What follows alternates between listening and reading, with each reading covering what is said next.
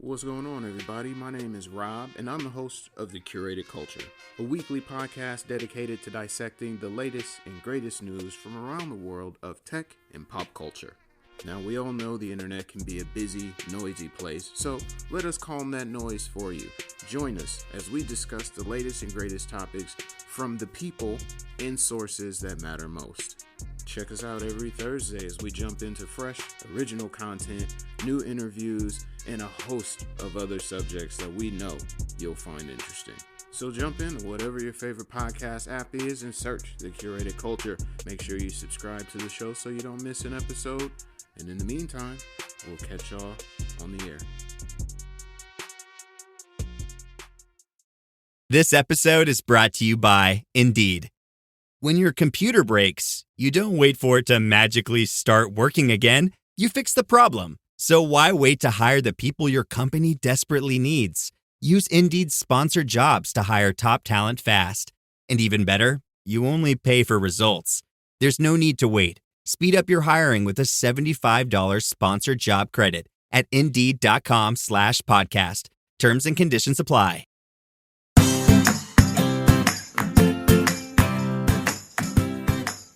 Hi, and welcome back to Realistic Sustainability. I'm Mike, and I am here with the world's greatest fill-in, Rob Bogan, Mr. Rob Bogan. What an intro. Thank you. Well, recently I've been doing these things with Nick. He's getting like different cooking chef names. So every time I'm just coming up with some kind of ridiculous thing, honestly. It's weird, but I like doing it. It confuses him. It throws him off at the beginning of the show, and it's worth every second. I can appreciate the confusion and chaos. As you know, I thrive in chaos, so So I figured really appreciate it. I can't just say the name now. I've set a precedent, and I have to say something different. And you are by far one of the best people you can have fill into a show. If Nick can't be here, it's you. Oh, well, thank you, man. I appreciate it. I'm excited to be on each and every time. I love this is a break in the action from what I usually talk about. So thank you. Thank you for the opportunity. Oh, yeah. And again, for us, it's different perspectives. Originally, Realistic Sustainability was always kind of designed on having this third person around. And then COVID hit and everything kind of changed. Not that it's not awesome for Nick and I to get to have these conversations, but it's also good to bounce around and get a few other people here and there. Definitely. Perspective is key.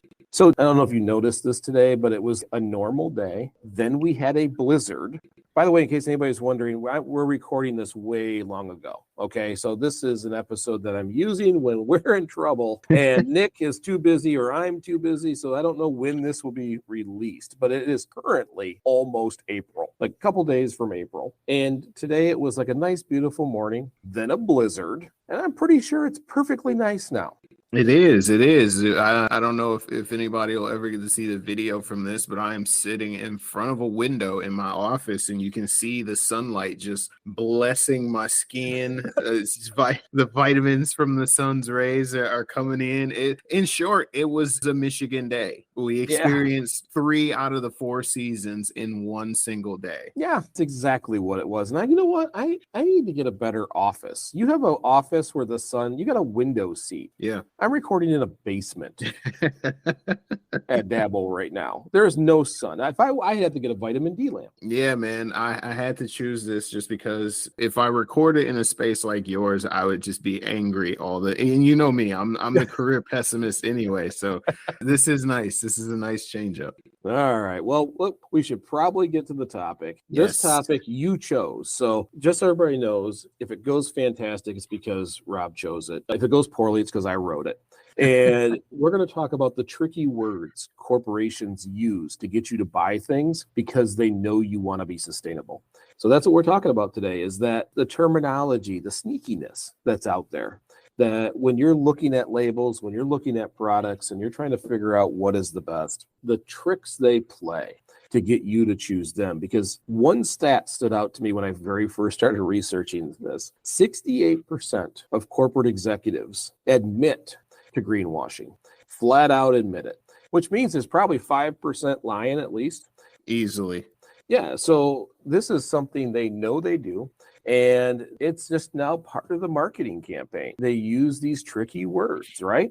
I've always wondered specifically what goes on in those board rooms and those meeting rooms when people decide they want to use the really tricky words. One of the biggest, before we started recording, I was thinking about this. One of the biggest phrases that I think can be wholly and is wholly misleading is when people slap the label fat free on something and people assume that because it says that it's fat free, that it is a healthy alternative, which is not necessarily the case all the time. Oh, no, not even close. As we get into this, one of my favorite internet people is Hank Green. And he is a science nerd among the science nerds. He's almost a Neil deGrasse Tyson in his knowledge, or his at least willingness to learn. And he talks about some of that stuff. And he will talk about all natural. Mm-hmm. All natural is a term that is used everywhere. Arsenic is 100% natural. Wow. So just because it says all natural, what does that mean? Coal is all natural. Uranium, all natural. Volcanoes are very, very natural. These are things that we put on a package in the right font with the soft coloring. That's usually a green tint. There might even be a leaf next to it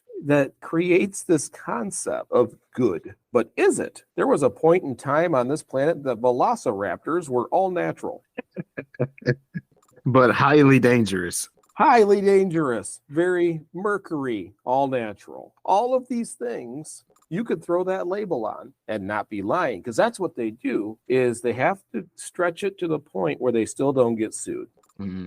Now, sometimes they get so close, I fell over it, and they end up sued. But I still think that's like a corporate game. How close can we get? Can we step over the line without people noticing we've stepped over the line? And I think that is what we're talking about today. This trick, this mental gymnastic that they try to put us through to sell us a product that has no relation to the word they're using. Right. And so let me ask you this, and I don't know specifics in terms of the structure, but you know me, I just jump right in.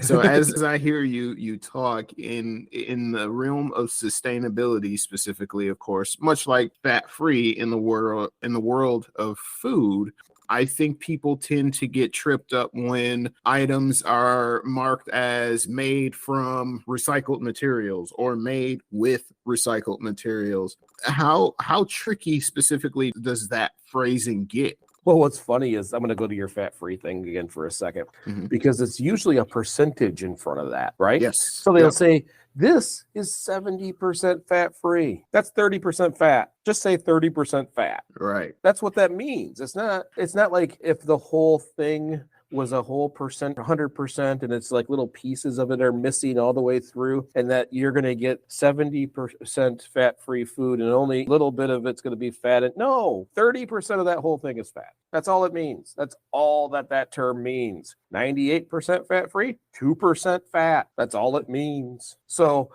see what happens when you pick one side of the sentence and not the other? Yeah, it sounds a lot less attractive when you say 2% fat versus 98% fat free. And for me, I'm one of those label reading consumers. So it's like, if I'm looking at a label that says, even though I have the mental capacity to figure it out, hey, this is the same number. If I look at one label that says 98% fat free and it's screaming at me, and then I look at another one that just has 2% fat, I'm probably going to go with the 98% fat free one because it sounds like it's better for me. The 98% is a much larger number than the 2%, even though statistically and realistically, numerically, it's the same number. It's the same formula. This looks better to me. And I think that is a large reason why companies use these tricky words, these tricky phrases, because they know specifically that people are now more than ever paying more attention to labels and what's in things and how things are being made to try to attract those that are going to be more either health conscious or environmentally conscious or sustainability conscious, because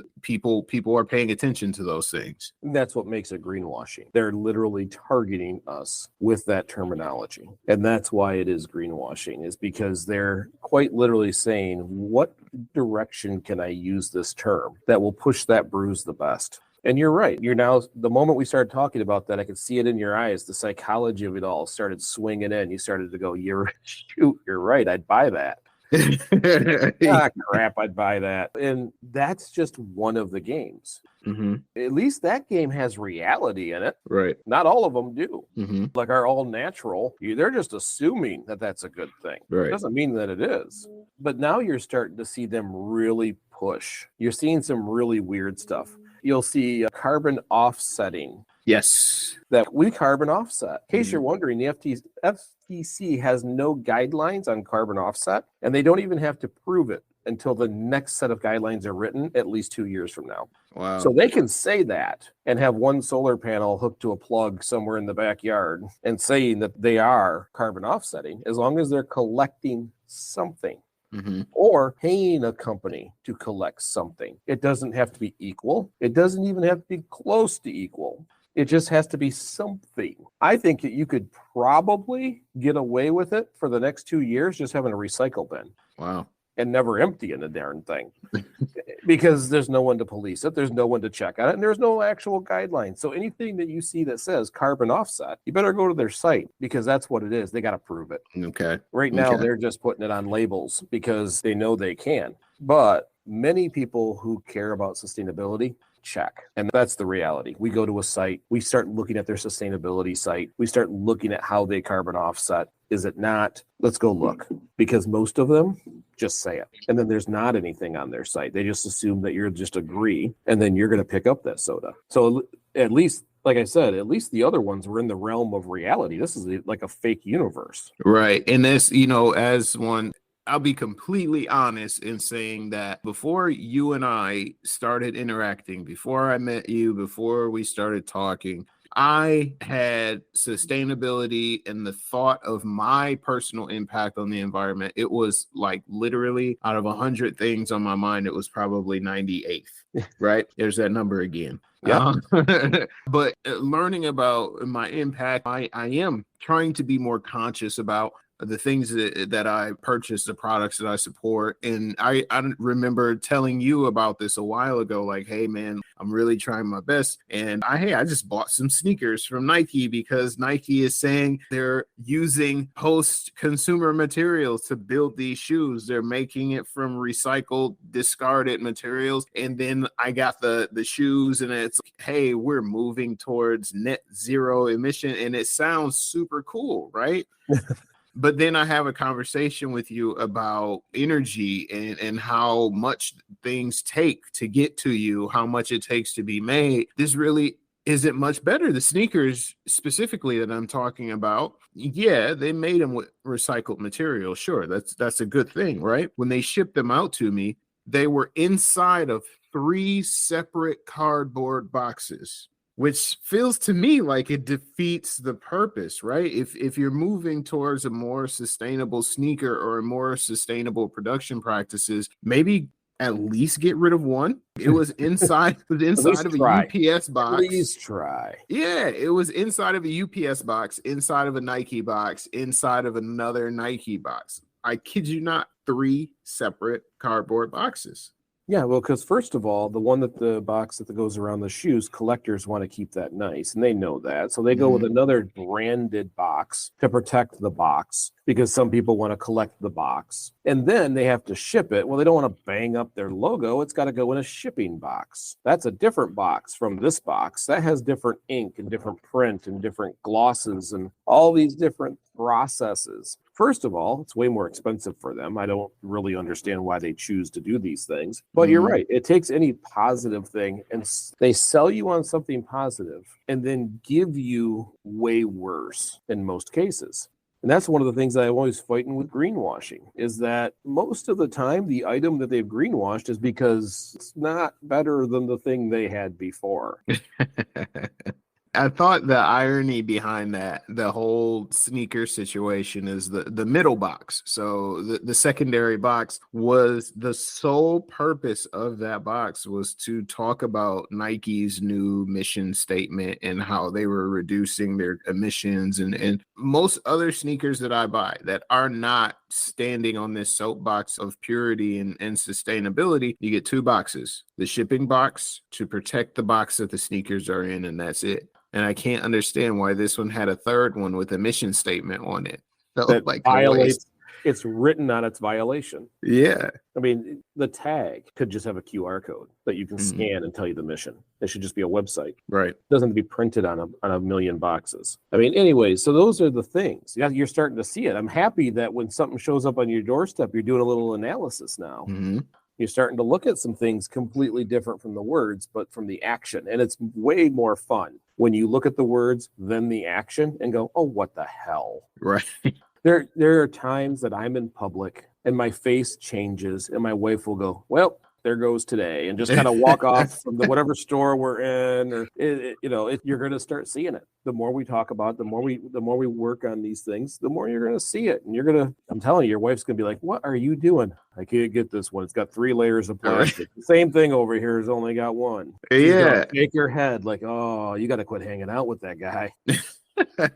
I mean, no, it's an important thing to pay attention to, though. So I do, and I try not to get into like podcaster mode whenever I record with you, because this is your show. But I'm always filled with questions that I have to ask. So I want to know, like, specifically from you personally, how do these manufacturers, how do they maintain the effectiveness of their message without having to use these tricky words? You know, because again, we talk about the effectiveness of marketing and campaigns. 98% fat free does sound more attractive than 2% fat. So how do they work around that? Or how do we as consumers know how to identify and move around the tricky words that are being used, that are marketed, millions of dollars spent to market this way to us? How do we navigate those waters? Well, I just wrote a short about how corporate is lost when it comes to sustainability right now. It's buzzwords, it's keywords. I don't think there's very many companies out there that have people running sustainability departments that have a true understanding of the benefits. So what you have is marketing employees working within or in conjunction with the sustainability departments. Mm-hmm. And that's what you're seeing with your third middle box, with all the ink all over it to tell you how great they are. Because first of all, the general public doesn't know the difference. They reused ocean plastic, and they had me at reusing ocean plastic, because from my understanding, that's a problem. All right. Most individuals, you got to remember, when we have this show, we're talking to a niche group. Now, we're starting to get a large group, and they're all over the world, but we're all kind of, we preach to the choir sometimes. We're here to reinforce. We're here to learn something new and these kinds of things. The general public, that isn't a thing. They might catch a Netflix series here and there. They might learn something by accident on TikTok, but it's not the first thing. And you're learning, it takes training to see it. So how do we see it? Like, when I see a product that is bare bones, I'm excited. Like, they put as little as humanly possible into getting this to me. And if it's something that I'm looking for, that's the one. Just for that purpose. I'm sure it's the same product on the inside anyways. I love seeing that. It's just rare. I mean, now we got people who peel oranges and put them in plastic with a foam bottom. Man, who can't peel the orange? You just sped up its rotting and then covered it with something that will outlive that orange by 800 years. Right. So to me, it drives me nuts, because you start to see it everywhere. But general public don't see it at all. Yeah, it feels like a lot of times in those scenarios specifically, it feels like we are trading convenience for, I don't even want to say quality most times, but conservation is lost in the sense of convenience or familiarity. Like, people know that a certain company's practices are just the absolute worst for the planet or for the environment, or, even locally, they may outsource jobs, or they may not produce foods or goods or services locally, which harms the economy there specifically, but they still support those types of companies because of this perception of quality. So how do we get in the mindset of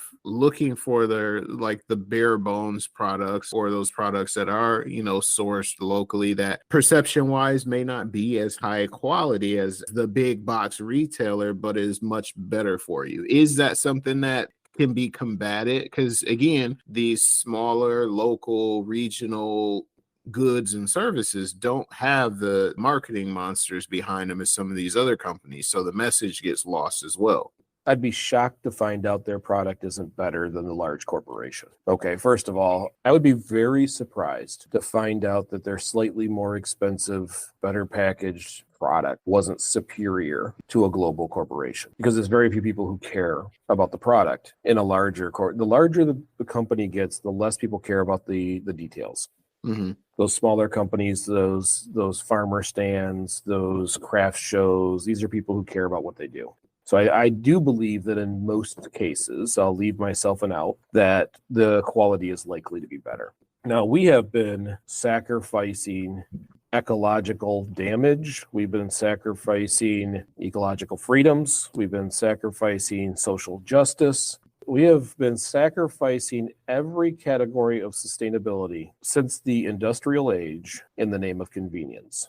Honestly, that is most of the problem, is inexpensive items. Mm-hmm. Like, I'm putting together right now a presentation on embodied energy. I've been invited to go teach a corporation who cares about sustainability. They have me teaching the leadership and the employees about embodied energy. They want to see it the way we see it. And that is something that you don't see every day. That is not a mindset that comes into the companies. That's why a lot of them are so lost. They're Googling sustainability. They're getting these key terms and they're sending it to marketing, Mm-hmm. where we slowly, little bit, big bit, start to train our minds to see it, to sniff it out. So sometimes I'm not quite sure. I'll keep asking a few questions and go, there it is. No, thank you. Especially okay, right now when you go to shop, next time you go grocery shopping, how many certification seals you see on the front of packages? Mm-hmm. That's a business. So dolphin safe tuna, that's a seal. You have been certified that you are a company that takes it very serious, that you do not harm dolphins when catching tuna. Mm-hmm. The rule is you did not intend to harm dolphins while catching tuna. Did they harm dolphins by catching tuna? Yeah, of course they did, because you don't, unless you have a hook in the water and you're pulling them up one by one, you get a big old net, they get stuck in the net, they slam them down on the boat, they got 3 guys trying to shove another fish back in the ocean, they die. Mm-hmm.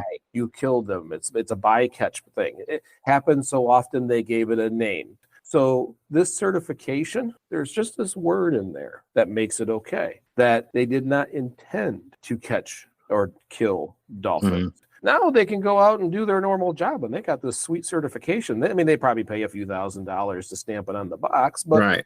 But now when you're walking down the aisle and you've got tuna A or tuna B, well, crap, this one doesn't kill dolphins. Right. That's an assumption you made. That's an assumption you made based on that logo, not the reality.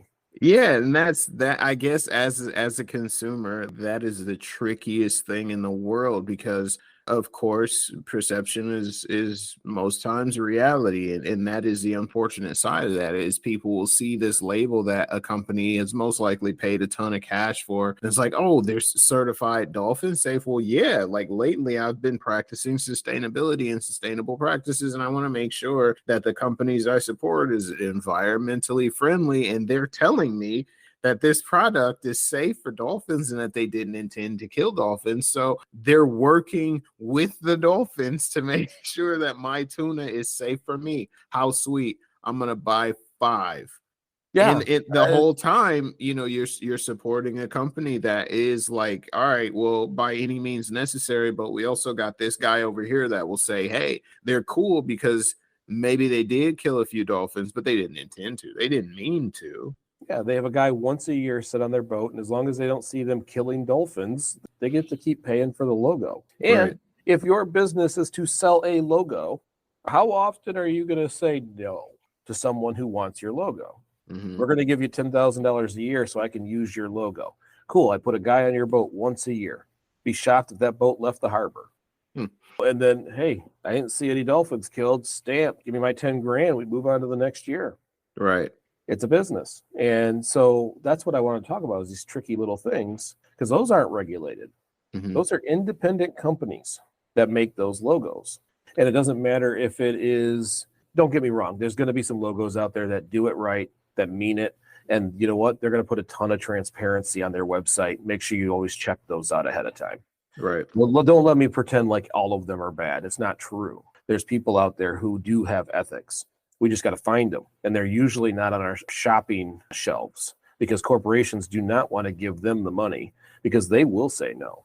And why go to them when I can go to Dolphin Safe Tuna logo when don't care? I just write the check. Right. And the product is, again, the quality may not even be any different than somebody that is actually practicing to be more friendly towards any species of animals. So and when I hear you talk about these things, like I feel almost a sense of, I don't want to say anger, but almost betrayal, because I know how misleading these things can be sometimes. So what could I do, or what could consumers do to better navigate that sea of noise? Because when you go into the grocery store, I mean, or even when you shop online now, like there is always some sort of label, or there's always some sort of disclaimer or disclosure that is screaming at you that, hey, we are doing A, to be more environmentally friendly or to be more sustainable because of B. And they have these big, long, extravagant mission statements that are really passionate, and I'm pretty sure are wrote by people who like, yeah, this is going to tug at the heartstrings.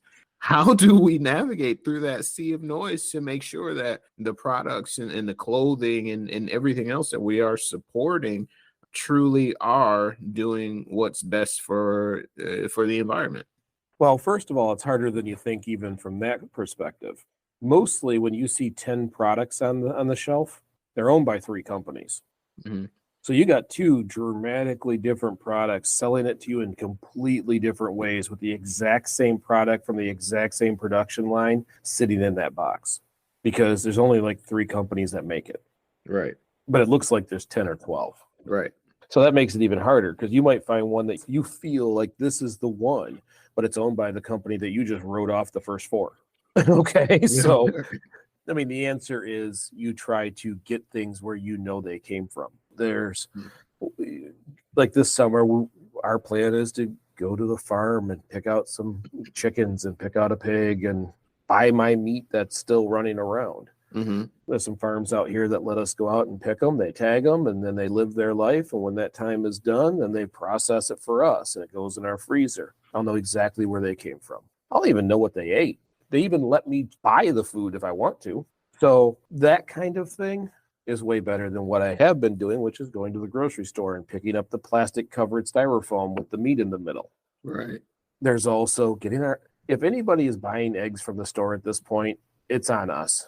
TSC, or whatever, the Tractor Supply Company, has been selling tiny chickens to people all over the state for years. Almost everybody you know at least knows somebody who sells eggs. Very true. If we're still getting eggs with hormones and all these things in them, that's on us. That's a last second, ran out of eggs and Kevin's sleeping. I can't go get my eggs from him. He's out of town this week. We know people. That's on us. That is lazy. That is convenience. So things like that, we can get eggs elsewhere. All summer long, you can get vegetables, and if you can't, you wander through Durand and pick your own. We can grow vegetables. Every person who grows a garden grows too much. Don't plant the zucchini this year, because there's going to be a dude with a whole front yard sitting out there with a big row of zucchini. Go get your zucchini. Get your stuff where you know where it came from to the best of your ability. Was that a shameless plug for the edible landscape project that I heard? 100% of the time, brother. 100% of the time. And everybody else should be doing it too. This shouldn't be a plug for something new. This should be something that everybody already knows. Just go out there, fill your city full of food. They'll let you. You just got to ask, please. Jamie's talking about making T-shirts that say Durand, Michigan, eat our city. Like, it's just, Fun stuff, man. But there are things we can get where I know they came from. It's that we wait too long or we don't think ahead. Life is too busy. Things are too messy. The clouds are too thick. And then I need something now. Give me amazing artists, amazing craftsmen, all these people that are just on your Facebook. You want something for a birthday, you go find it on there. And someone crafts something very specific for that person. There's a ton of different things that we can do that eliminate or at least reduce. Because we live in a world that you can't avoid it. You just can't avoid it all. There's certain things you like. I mean, shoot, the next thing on my list to talk about was, hey, it's compostable. It's biodegradable. Currently, there's no rule, which means that as long as it goes back to Earth someday, you can call it that. Now, there's discussion in that revision in the next 2 years to make it a 1 year reversal back to the Earth to be able to call it those things, but today it's not. So you're not going to run around looking for T-shirts that say they're compostable. But we're still going to buy some things. We're still going to live our normal life. That's what I care about this show, is that we don't go so extreme that you take some of the flavor out of life. But we're not so lost that we don't see it. I want you to see it. Now, if you still want it, you still get it. But I want you to know what you've done. I want you to go, yep, okay, I'm still doing it. I really want that plastic Iron Man. It's going to happen. But you know it, because as long as you're thinking about it, there's going to be a heck of a lot more no's than yeses. And if millions and millions and millions of people did that, that changes how the economy works. So when we go and get this meat and I spend a whole day putting it in vacuum seal bags, which is plastic, but so I can preserve it and have it for our whole year. I don't think, we were just talking about this, I don't think I've had a steak or beef other than maybe tacos or a burger made by someone else. I don't think I've had beef in a year. Wow. And it's not even something I realized that happened. I just like fish better and I eat a lot of chicken. And I've added some pork to it. And because of the emissions difference, I don't even really consider it. It just changed on its own. Now, I've been reaching up and down. I don't want to eat meat anymore. I'm cutting it all down. I haven't. I've cut it down, but not completely. But I eliminated one, and it just kind of happened from the knowledge. And that's what we do. We spend this time, we talk about these things. So the next time listener B goes to the store, they stare at that package for a minute. They're going, I know what they did there. You know what?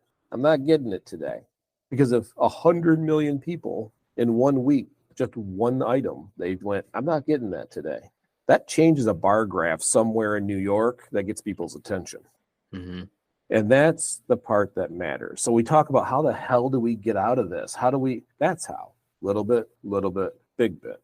And it happens because we as a collective, as all of us, do a little bit. And it makes corporations make that change. When they don't sell a single thing that says 98% fat free, and every time they take it to their marketing groups, they're like, man, people know they know it's 2% fat. I don't know what to tell you, man. You can say what you want. They know it's 2% fat.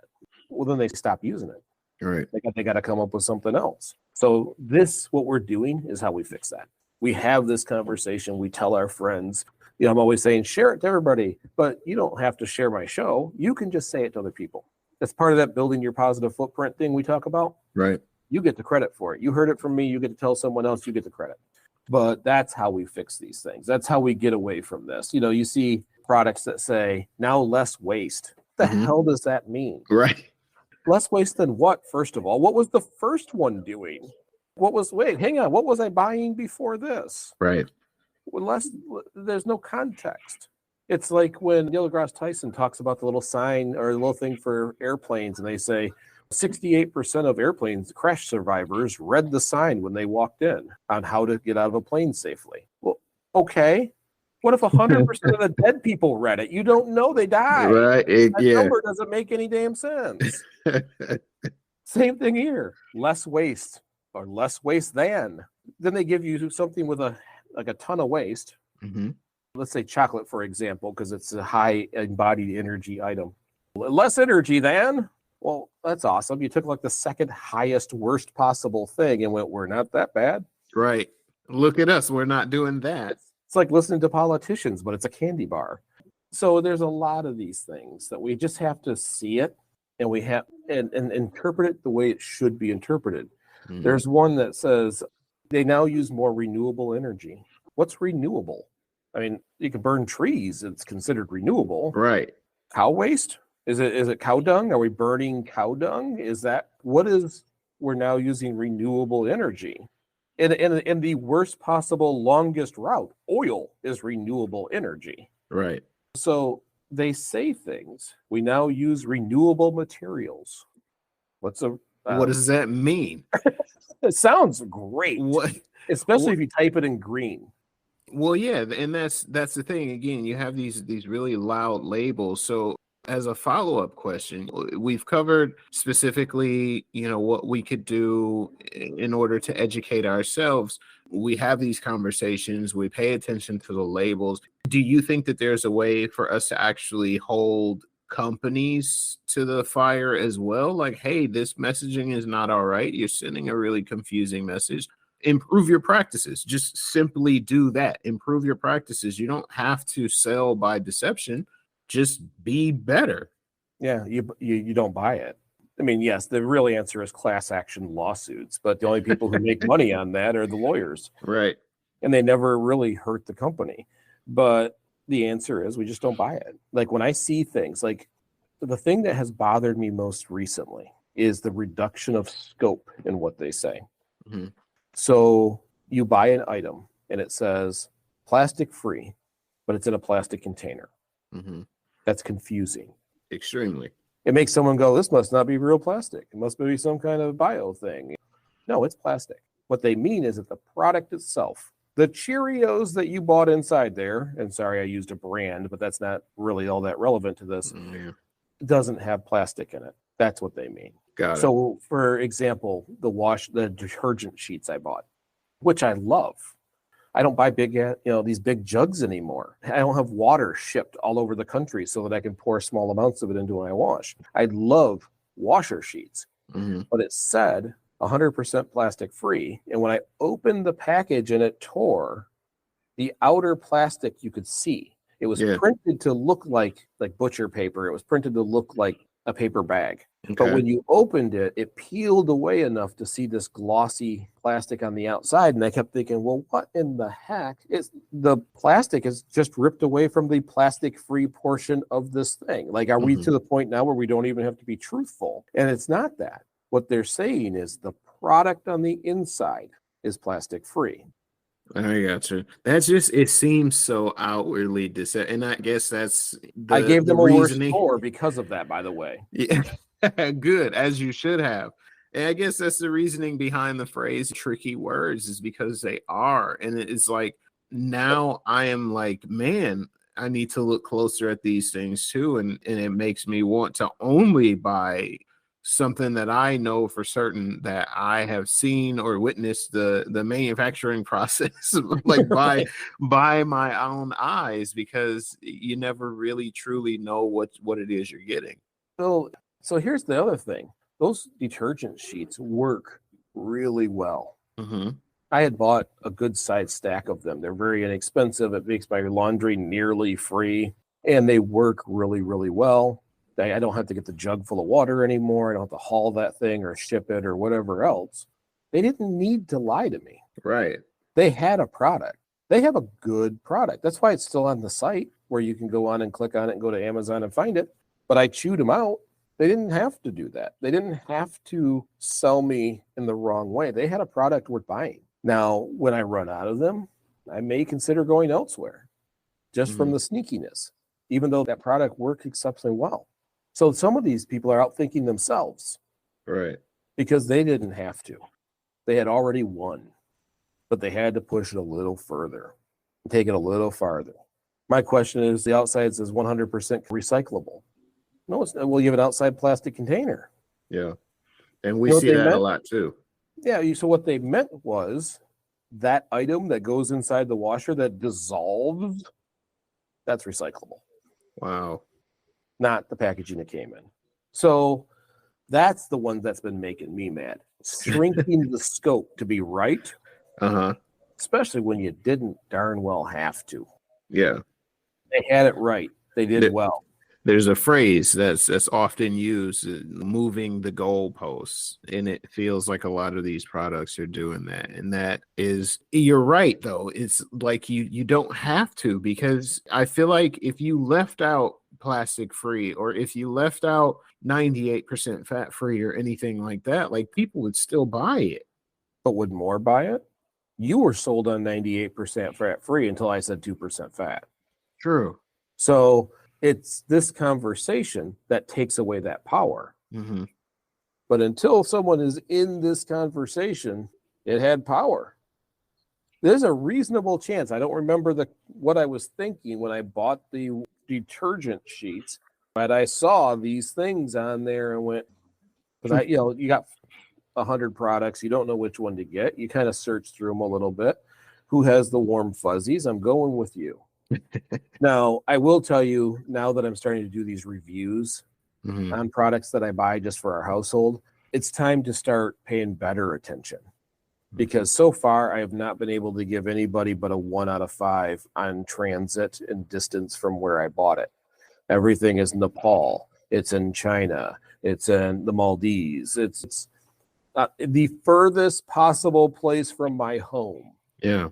So as I start to pay better attention, I'll start getting better options, because I'm using Amazon. I'm using a different system. Mm-hmm. But a lot of this stuff I'll start finding local.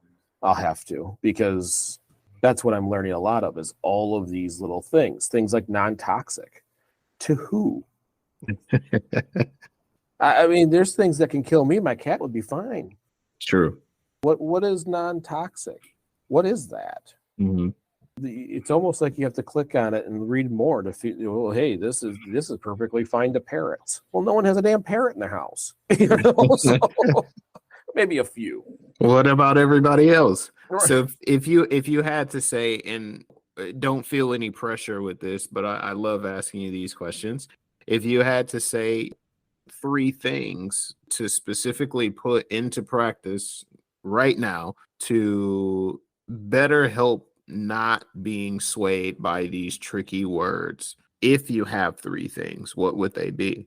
3 things to protect yourself from being swayed by tricky words. Slow down and plan ahead. That's 2 of them. Mm-hmm. A lot of times we want something, we see something, that convenience, we get it. Oh, I forgot to get these, I need to get that. The decision that we make is so quick. And a lot of that is we don't think of the embodied energy that goes with everything we grab. And if we slow down, there's a lot of times there's things that I think I need and sometimes it bothers Jamie when I do this, but I'll say, if I still need it tomorrow, I'll get it. Mm-hmm. What happens is I find something that fills that need in the house already. Or, I mean, don't get me wrong, I still make bad purchases. I still buy things for some of those conveniences. A lot of times, so that it's so weird to live with me. So poor Jamie has to deal with so much stuff. Sometimes I will just get things to make her life slightly better. Mm-hmm. Because I tend to take that in the other direction. I tend to take everything. I mean, we have 310 extra plants in the living room right now, and we're not halfway there. Right. So sometimes I just do things because I love my wife. But slow down. Do you need it? Now, if you really want it, get it. But do you really want it? Look at the balance. Mm-hmm. And again, plan. If there's something that you know you're going to want, start shopping early. Take the time to just dig around. Don't go, I want detergent sheets. Google, here's one, I'll take it. Mm-hmm. Because that's kind of what I did. I just wanted to try the product. I didn't think about the rest. And if we slow down and give it a day, and we plan and we do a little research, because once you find a good one, you'll stick with it. Once you find, and I'm getting pretty lucky now, because now that I'm doing reviews, and some of this stuff is great, but I don't think anything's been graded over a 3.5 out of 5, because it has to come from the other side of the planet. Right. The materials that they use, sometimes they're just the cheap, non-recyclable material. Mm-hmm. But now I'm starting to get listeners who say, hey, I saw you had that, check this out. So now I'm pretty lucky because I don't have to do as much research because I'm like, man, I love these things. These work great. I'm so mad at what you did. And someone says, these people make the same kind of stuff, but they don't do that. Right. And then once I have one, I'll stick with it. I'll just stay with it. And I know you said 3 things. The third thing is you be you still. The one thing about sustainability is we're bullies, man. Like we just beat people up on a regular basis and we just make it dark and twisty at times. Mm-hmm. And life is still life. And we still have to enjoy that life. And we live in a world that doesn't offer us an abundance of good choices. I really, truly believe that as long as we're thinking about these choices, good or bad decisions that you make, Mm-hmm. the more you think about it, the better those decisions become.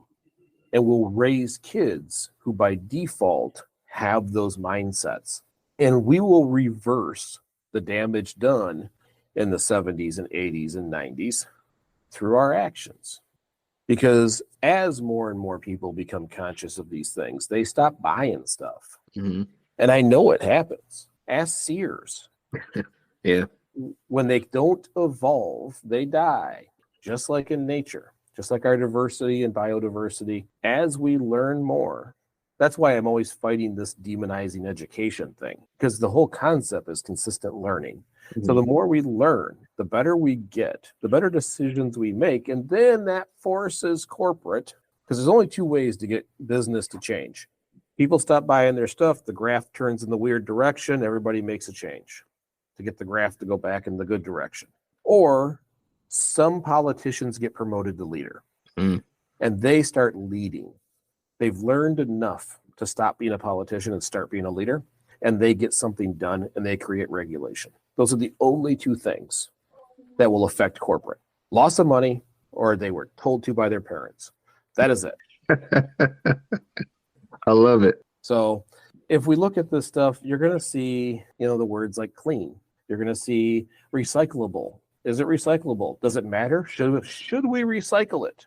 Right. Or will it take 4 times the embodied energy to use that plastic over again? Or should they just go to a different material?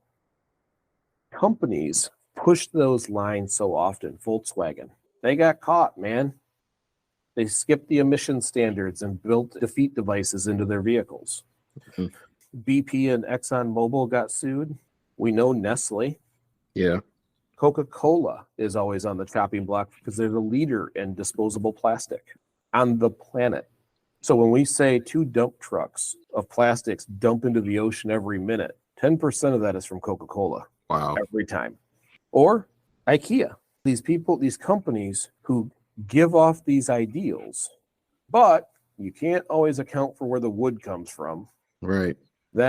These are the things that we're going to have to grow them out of it. Because if we start thinking, oh my goodness, how do we change these things? Oh, the world is too big. You start to get overwhelmed and there's nothing you can do about it. Stay in your scope. Build your positive footprint. You do you. Doesn't mean you're never going to buy a Coke. It doesn't mean you're never going to buy something from IKEA. You may not. Some people take a stand. Mm-hmm. But I bet you'll look everywhere first. You want to buy furniture? Get on Facebook Marketplace. Go get something that's already been produced. That's already off-gassed into someone else's house.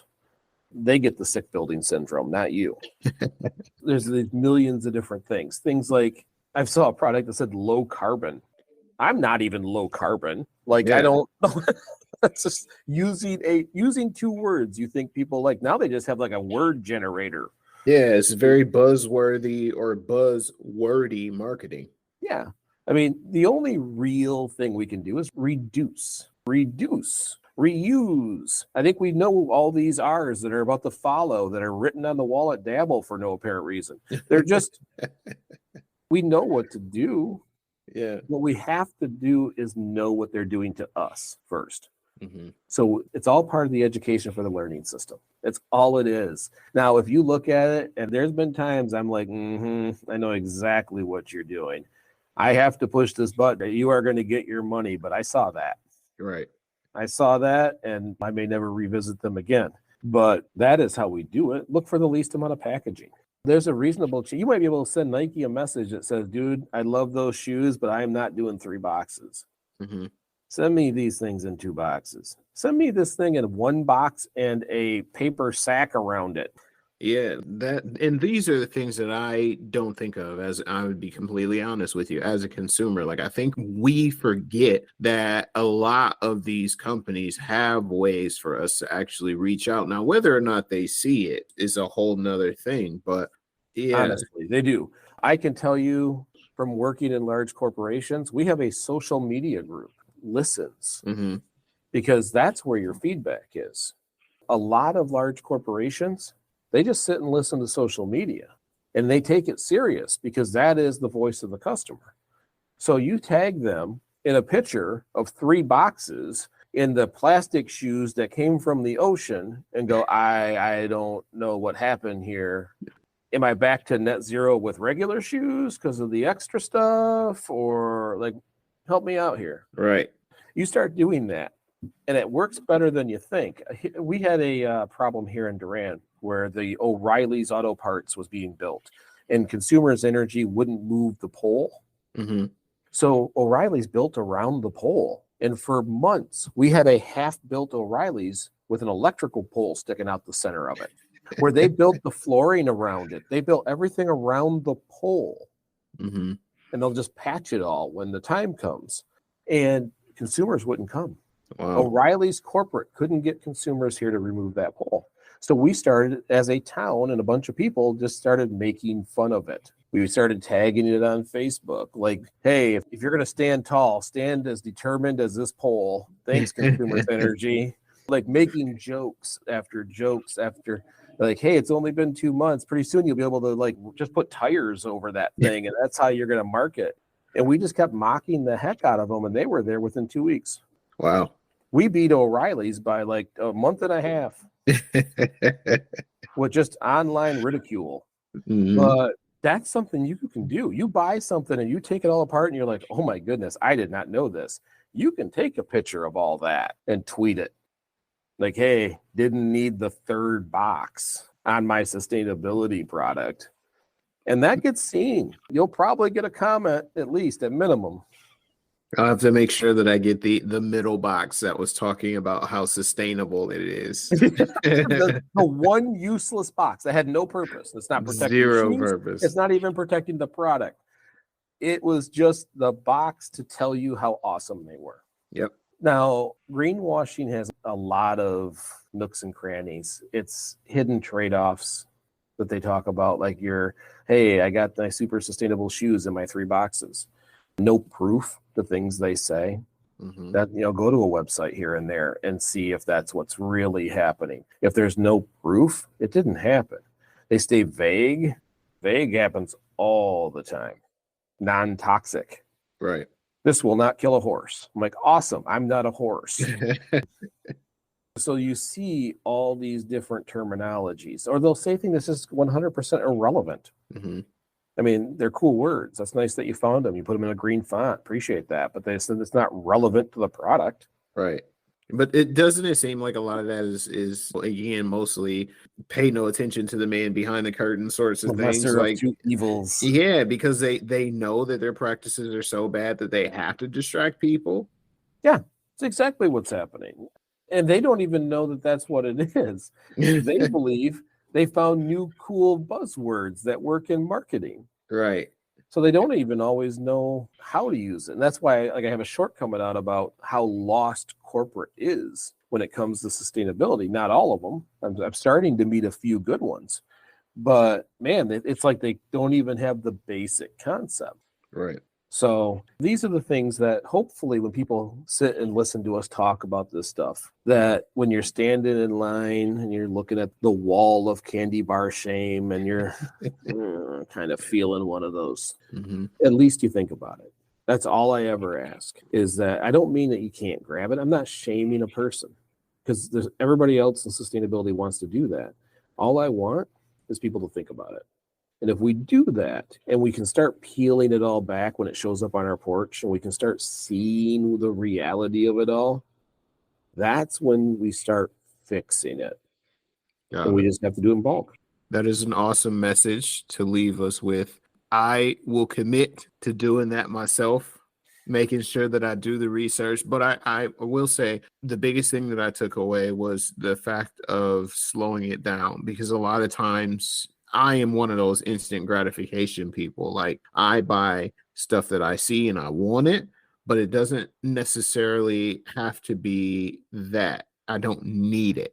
I buy it because I see it and I like it and I want it, but not because I need it. And I will start to implement that. That is my biggest takeaway from this is actually slowing the process down, because I don't do that right now, because I see those labels and I'm like, well, yeah, of course.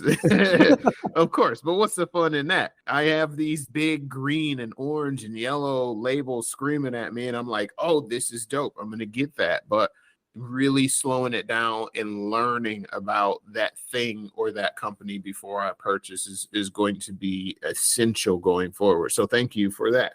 I mean, give it a week. Is it really that big of a deal to give it a week? If you still have that same emotional attachment to this item a week from now, get your item. Yeah. But I bet you won't, because we're impulse creatures, and marketing's got real good at pushing those buttons. But if you think about things for a few minutes, and then as you're thinking about it, you look over at something else you had that feeling about that's sitting over in the corner now. And like, that thing's just going to end up in the corner, 3 months from now.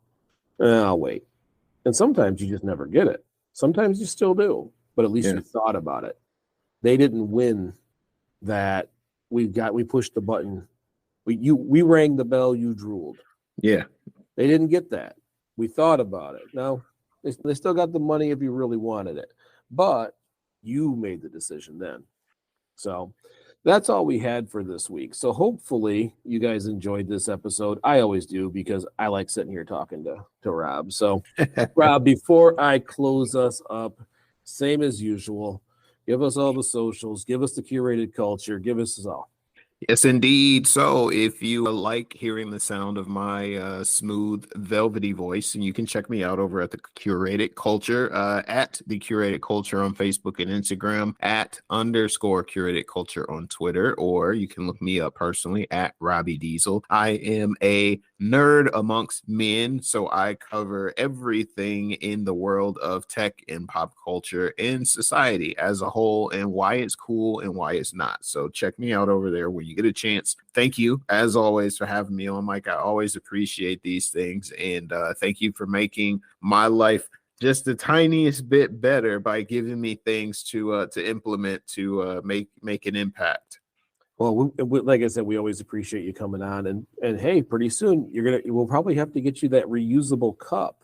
We'll have to have Aaron make you one of those, I don't know, maybe a little bit big bit cup. I don't know. Nick's is all glittery. I don't know if you're a glitter guy or not, but yeah, I have no shame. And yes, I am. I would love to have one of those. And you are batting 1,000 with these promos today, brother. I'm killing it. See, I have no idea what I'm doing most of the time, but I'm getting better. It's almost like I've done this for 4 years.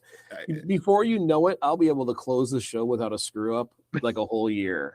I'd be happy to get 2 weeks. But anyways, thank you everybody for listening. We greatly appreciate you dropping in, spending your time with us. Hopefully you learned something today, or you got something that you can pass on or even do yourself. Remember, each week, all we're doing is getting together to get a little bit better. Little bit, big bit. Thank you so much for listening. I'm Mike. And I am Rob. And we will see you next week. Well, I will.